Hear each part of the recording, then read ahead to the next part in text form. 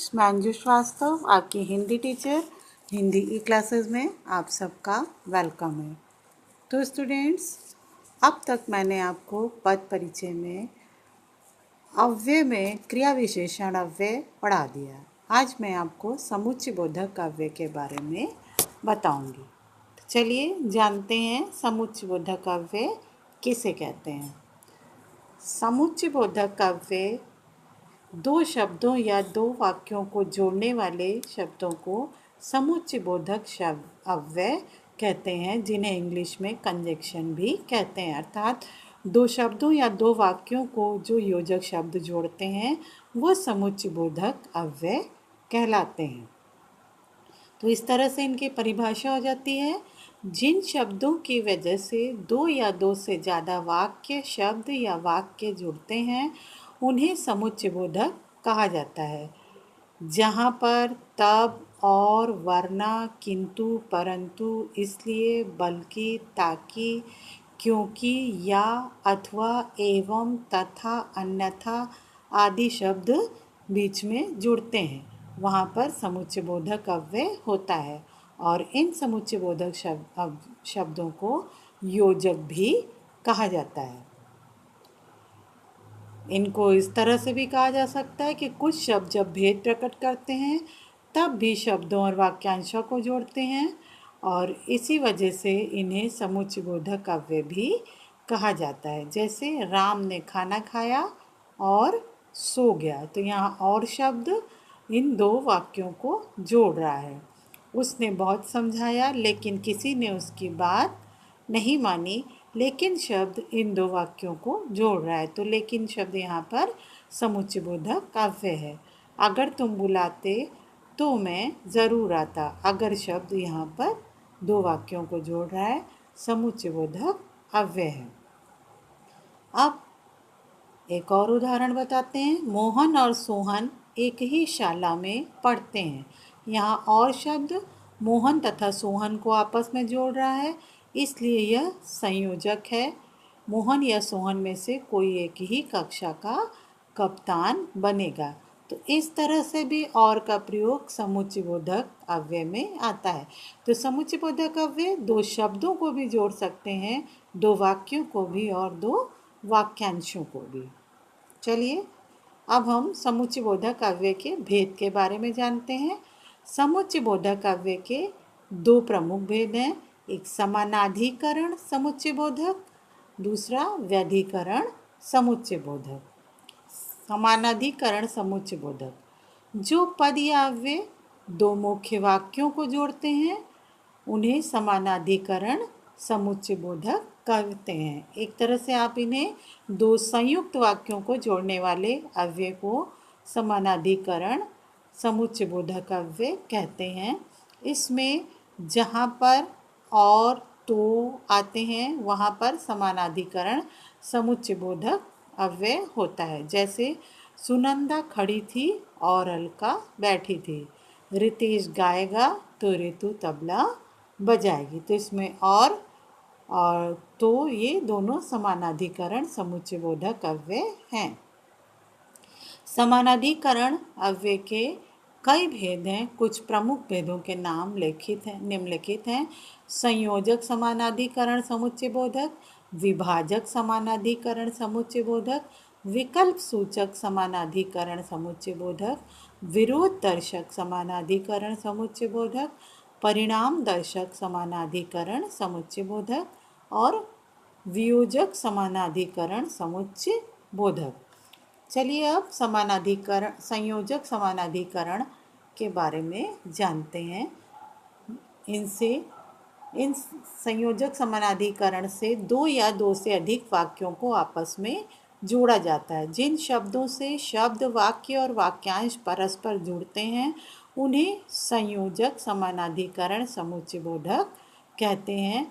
जो समुच्चय बोधक अव्यय दो शब्दों, वाक्यांशों या वाक्यांशों को इकट्ठा करते हैं उन्हें संयोजक समुच्चय बोधक अव्यय कहते हैं। जहाँ पर भी व तथा और, एवं आता है वहाँ पर संयोजक समुच्चय बोधक अव्यय होते हैं। जो अव्यय शब्द, वाक्यों और वाक्यांशों को जोड़ने के अर्थ में आते हैं, जैसे राम और सीता पाठशाला जा रहे हैं।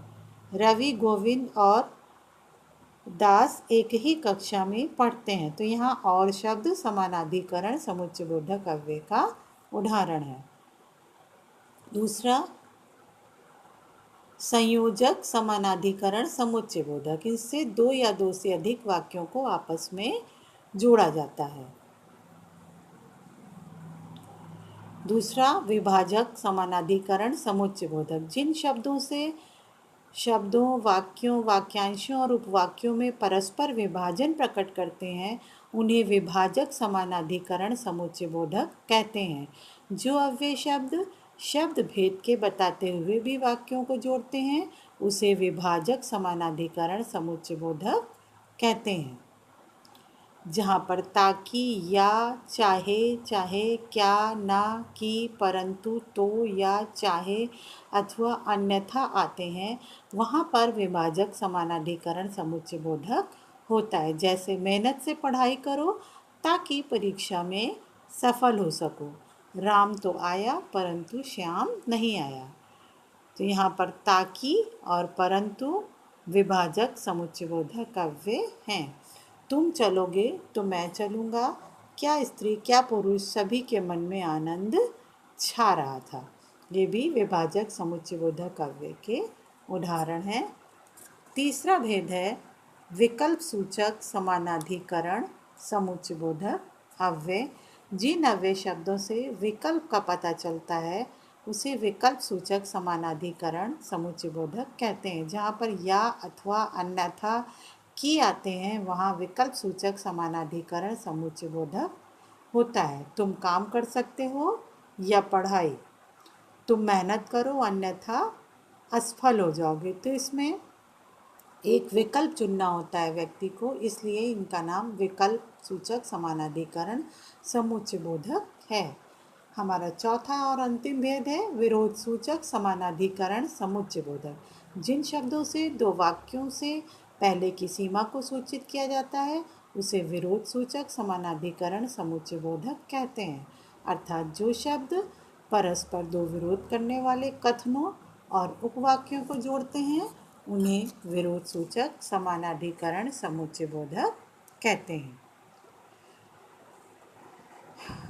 तो इस तरह से हम कह सकते हैं कि जिन अव्यय शब्दों से विरोध का पता चलता है उसे विरोधवाचक समुच्चयबोधक समानाधिकरण कहते हैं। जहाँ पर वरना, वर, परंतु, किंतु, मगर, बल्कि, लेकिन आते हैं वहाँ पर विरोधवाचक समानाधिकरण समुच्चयबोधक होता है। जैसे श्याम ने उसे रोका था पर वह नहीं रुका। अब हम समुच्चयबोधक के दूसरे मुख्य भेद व्यधिकरण समुच्चयबोधक पर आते हैं। तो जिन शब्दों से किसी वाक्य के प्रधान से आश्रित उपवाक्यों को परस्पर जोड़ते हैं उन्हें व्यधिकरण समुच्चयबोधक कहते हैं। अर्थात इसमें मिश्र वाक्य देखने को आपको मिलेंगे। व्यधिकरण के चार प्रमुख भेद होते हैं: करण सूचक व्यधिकरण समुच्चयबोधक, संकेत सूचक व्यधिकरण समुच्चयबोधक, उद्देश्य सूचक व्यधिकरण समुच्चयबोधक और स्वरूप सूचक व्यधिकरण समुच्चयबोधक। करण सूचक जिन शब्दों से प्रारंभ होने वाले वाक्य पहले वाक्य का समर्थन करते हैं उसे करणवाचक व्यधिकरण समुच्चयबोधक कहते हैं। अर्थात जिन शब्दों से परस्पर जुड़े हुए दो उपवाक्यों के कारण स्पष्ट होता है उसे कारण सूचक व्यधिकरण समुच्चयबोधक कहते हैं। जिन अव्यय शब्दों से कारण का बोध होता है उसे कारण सूचक व्यधिकरण समुच्चयबोधक कहते हैं। जहाँ पर क्योंकि, जो कि, इसलिए, इस कारण, इसलिए, चूंकि आदि शब्द इसमें आते हैं। जैसे तुम पर कोई भरोसा नहीं करता क्योंकि तुम झूठ बोलते हो। वह मुझे पसंद है इसलिए कि वह सुंदर है। तो इसमें क्योंकि और इसलिए व्यधिकरण समुच्चयबोधक हैं। दूसरा भेद है संकेत सूचक व्यधिकरण समुच्चयबोधक। तो जिन शब्दों से पूर्ण वाक्य की घटना से उत्तर वाक्य की घटना का संकेत मिलता है उसे संकेत सूचक व्यधिकरण समुच्चयबोधक कहते हैं। अर्थात जिन शब्दों से दो योजक दो उपवाक्यों को जोड़ते हैं उन्हें संकेत सूचक व्यधिकरण समुच्चय बोधक कहते हैं। जिन अव्यय शब्दों से संकेत के भाव का पता चलता है उसे संकेत सूचक व्यधिकरण समुच्चय बोधक कहते हैं। जहाँ पर यदि, तो, तथापि, जा, यद्यपि, परंतु आते हैं वहाँ पर संकेत सूचक व्यधिकरण समुच्चय बोधक होता है। जैसे कुछ बनना है तो स्कूल जाओ, अगर उसे काम नहीं होगा तथापि वह आ जाएगा। तीसरा भेद है उद्देश्यवाचक व्यधिकरण समुच्चय बोधक। जिन शब्दों से दो उपवाक्यों को जोड़कर उनका उद्देश्य स्पष्ट किया जाता है उसे उद्देश्यवाचक व्यधिकरण समुच्चय बोधक कहते हैं। जिन अव्यय शब्दों से उद्देश्य का पता चलता है उसे उद्देश्यवाचक व्यधिकरण समुच्चय बोधक कहते हैं। जहाँ पर ताकि, की, जो, इसलिए, कि, जिससे आते हैं वहाँ पर उद्देश्यवाचक व्यधिकरण समुच्चय बोधक होता है। जैसे वह मेरे पास आया था ताकि सहायता मांग सके। श्रेष्ठ कार्य करो जिससे माँ बाप गर्व कर सकें। मछुआरा मछली पकड़ने के लिए बहुत मेहनत करता है ताकि उसकी मछली का अच्छा दाम मिल सके। तो यहाँ पर ताकि, जिससे और ताकि यहाँ पर व्यधिकरण समुच्चय बोधक का उदाहरण है। हमारा चौथा और अंतिम भेद है स्वरूपवाचक व्यधिकरण समुच्चय बोधक।